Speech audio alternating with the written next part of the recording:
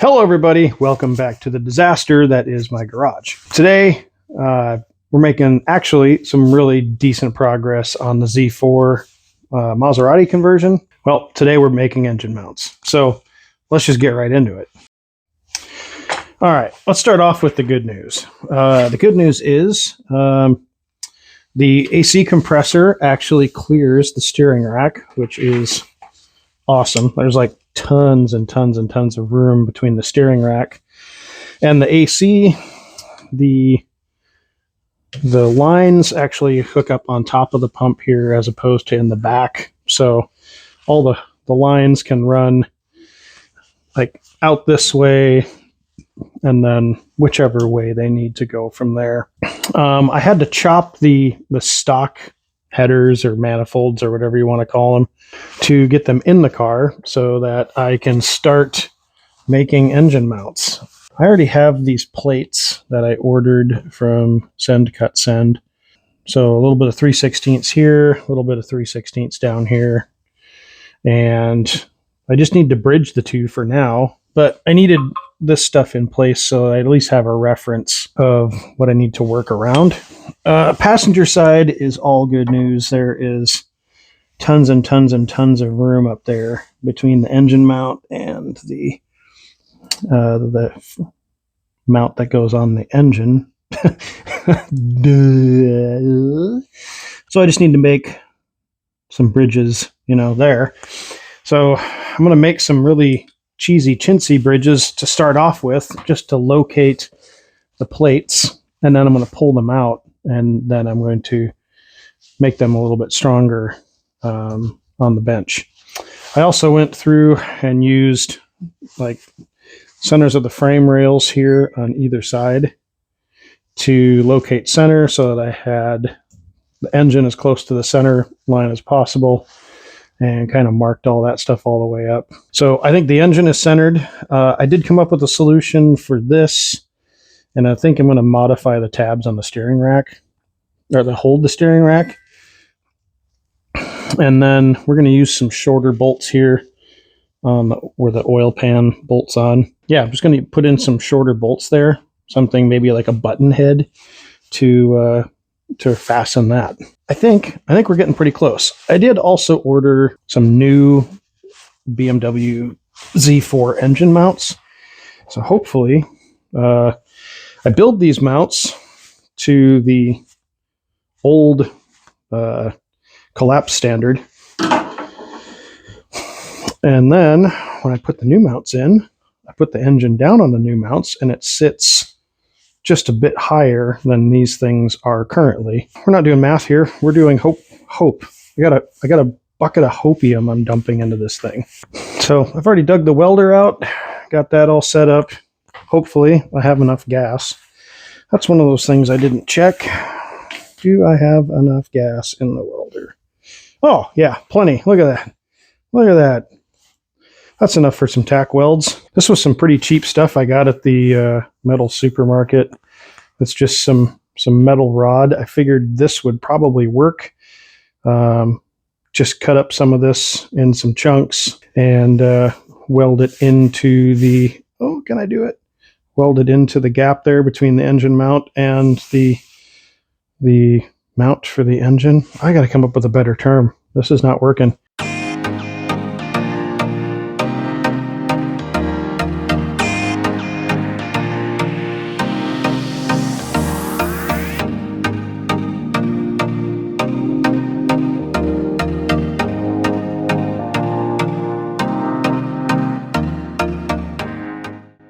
All right, technically, I have made engine mounts. I actually pulled the oil filter off to give myself enough room in here, but I have basically, I literally had enough of that rod down to the inch, which is awesome because I don't have any more of it. There you can see I've got it triangulated. And over here, kind of the same thing. And this is really hard to see into the chasms, but let me pull these things out. I'm going to mark them as I pull them out. All right, here's a comical error that I've made. I can't get the mounts to come out. I've got everything loose, but the yeah, the nut or the stud on both sides captures the motor mount so well that I can't remove them. So I'm gonna have to like lift the engine up again. Sometimes this is the frustrating part of building things, is the mistakes. After much frustration, I have managed to extract these guys from the car. This is the passenger side mount. I'm going to start with this one because, well, it's here. So I think what I'm going to do is I'm going to very simply just go from, I got to remember to give myself room for bolts and sockets, and just do the old triangulate thing from there to there. So that's right at the edge. Now we just move that out of the way. Use a square that doesn't lay flat on the table, which is cool. It's a good idea.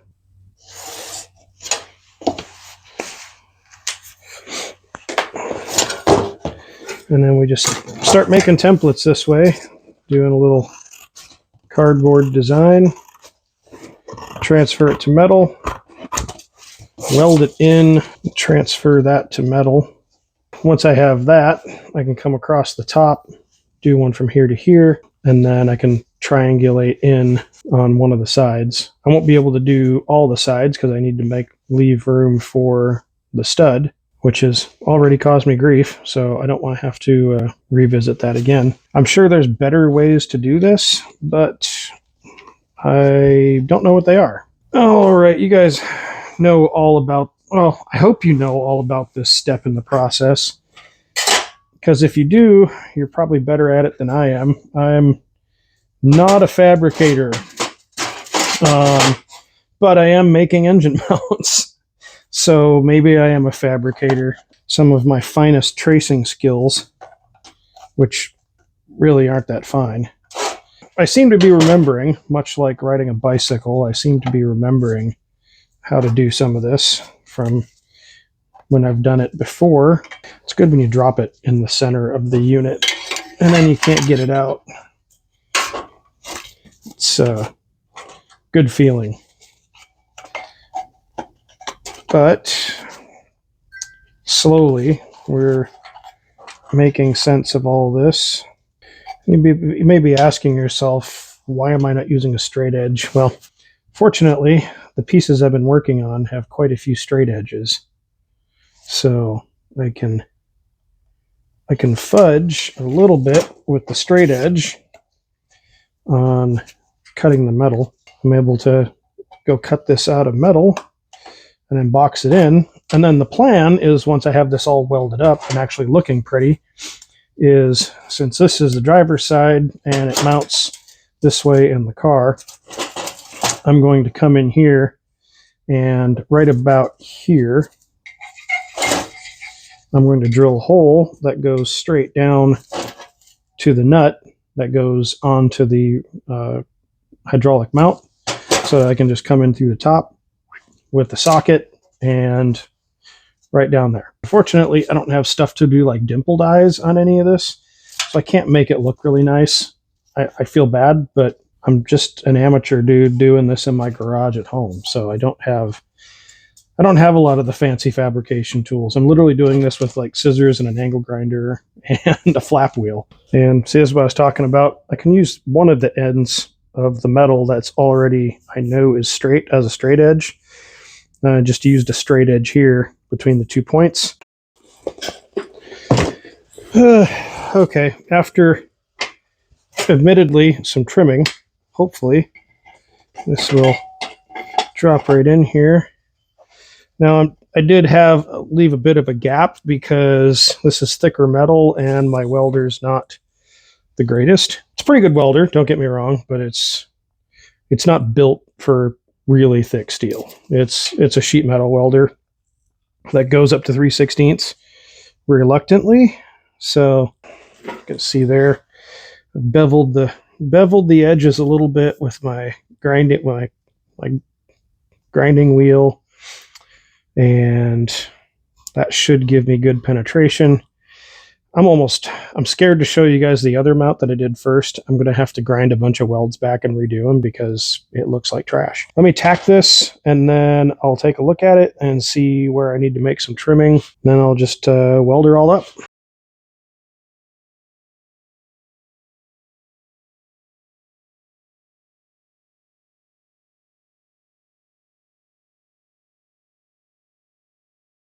All right, so this was the first one, and it's all completely welded and cooled down.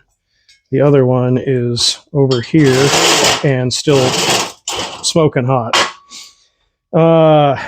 So I definitely got heat penetration into all the places I needed to, but this looks like trash.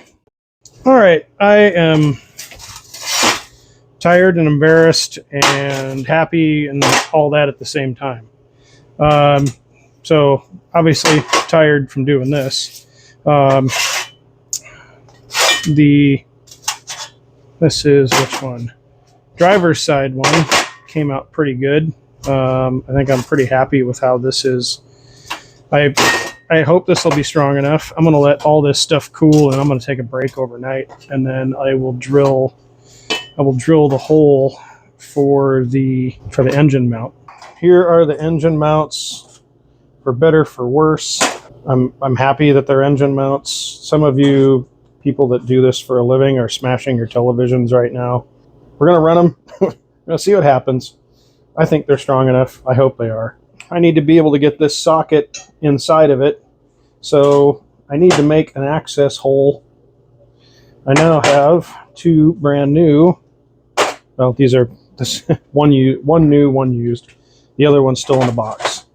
But I have two brand new engine mounts that I got, and you can see here, well, maybe you can, maybe you can't. There is just a bit of a height difference between the two. All right, today I'm only marginally better than my ichrometer. So I'm just going to put a piece of straight edge on here and then measure across. And then looks like 71 mil is this one. Over here, the old one is 67. So lost about 3 mil of height between the new and the old motor mount, which we kind of knew. We kind of knew there would be some sag, and I'd hoped that the 3 mil, using the stock engine mount with no weight on it, the 3 mil would be enough for compression with engine weight. These can go in the car, so let me make some holes in these and get this all set, and then we can try them in the car. All right, the hole drilling operation was mostly successful. So if I do it off the car, I can actually get a wobbly and everything to line up right here. Maybe there we go. I'm going to leave that loose so that I can drop it into the subframe and then tighten it up. All right, I've got the mounts attached to the block, and they're just bolted in loosely to the subframe. So now I can come down with this thing and see how far it dropped. It didn't. It didn't drop at all. Oh no, that's bad. That's real bad. Because now I've got a finger's width between where it was and where it is now. Definitely a bit of a setback mentally to have to redo the engine mounts. So got them in. They were not sitting in the right position. Went to go lower them a bit more, cut them down, and now the driver's side was striking the universal joint on the steering shaft. Passenger side wasn't too far off. So what I ended up doing was just cutting the bottoms of the mounts completely off. These are version 2, my version 2 obelisks that I have in the garage. So I cut the bottom plates off, cut out new plates, and set it on the engine mount, and then lowered these onto the plates, and then tacked them in place, pulled them out, and then made a bunch of modifications, especially to the driver's side one, to clear the steering shaft. And then I also, well, their paint's still a little wet. I also elongated the holes in both of the motor, or in the brackets, so they can get a socket in easier, to, especially now that they're shorter, things didn't reach as well, so I figured I would just make that more accessible. I'm going to let these dry overnight. All right, everyone. It's day 2. I don't know. It's not day 2. It's like day 747,936. Let's try to get these mounts in and see where the engine lands.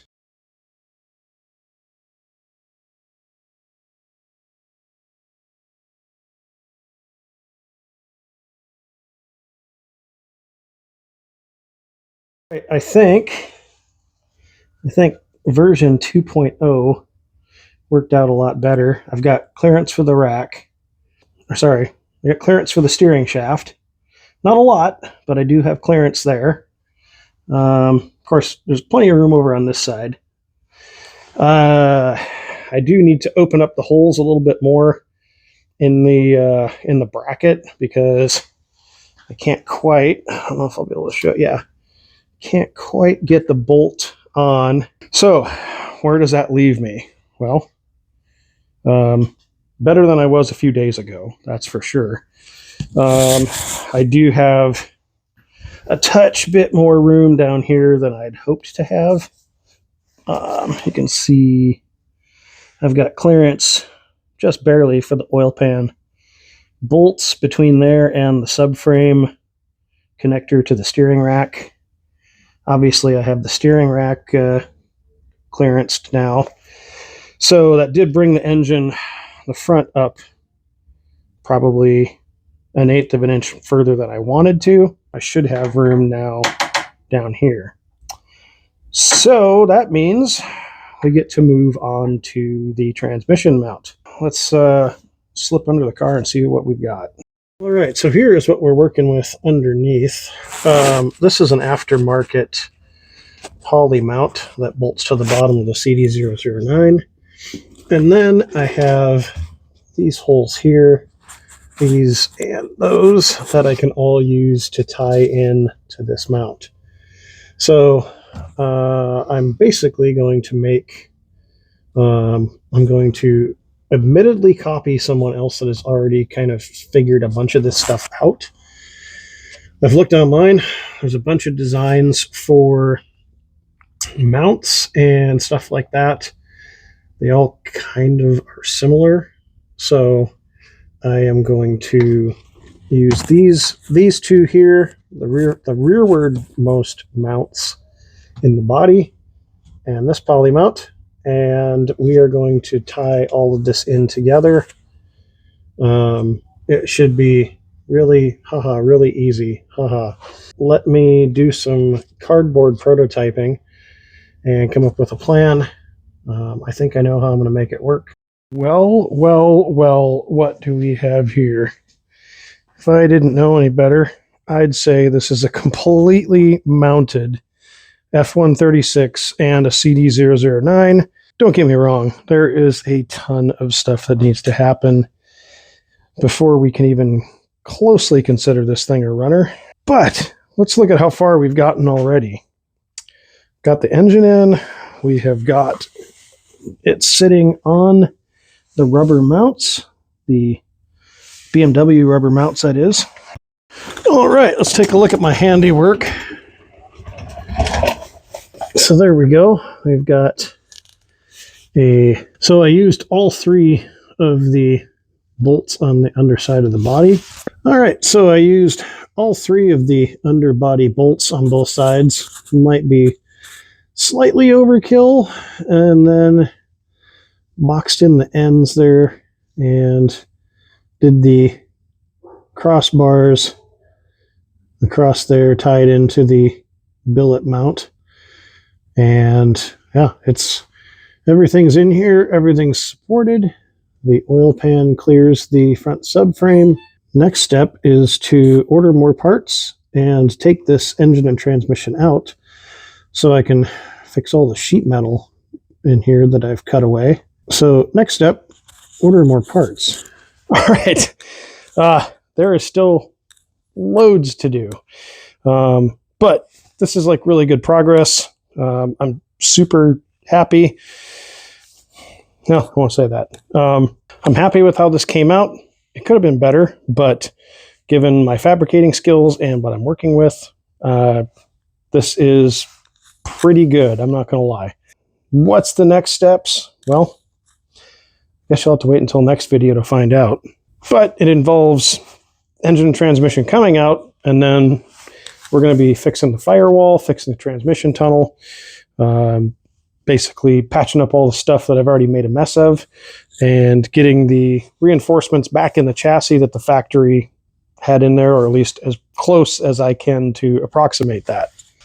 So there's still 100,000 steps on this journey to make this all work. And that doesn't even count making it look nice. That's just getting it on the road and going back and forth. So you guys know all the bell subscribe stuff. Do that if you want to get notified of the updates that's going on the channel here. And hopefully we'll make some more good, quick progress on this. And who knows? Maybe things go really well and I get to hear this thing kick off in not too many videos from now. So thanks for watching. Until next time, get out there and work on something.